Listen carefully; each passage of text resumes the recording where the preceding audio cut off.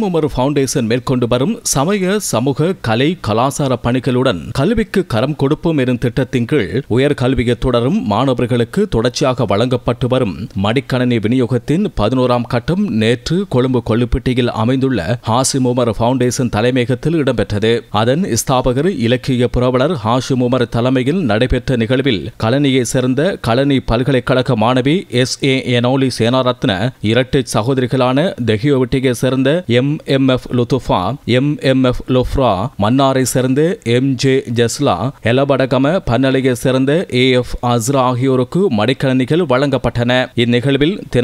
தினகரன் வாரமஞ்சரி பிரதம ஆசிரியர் K செந்தில் வேலவர், மேமன் கவி, தமிழன் பத்திரிகையின் செய்தி ஆசிரியர் AM ஜௌஃபர், Vasantham TV, Vasantham FM செய்திப்பிரிவின் பிரதி முகாமையாளர் சித்திக் ஹனிஃபா, அமைப்பின் ஒருங்கிணைப்பாளர் ஆகிப் முகமது உள்ளிட்ட மாணவர்களின் பெற்றோரும் மற்றும் பலரும் கலந்து கொண்டனர்.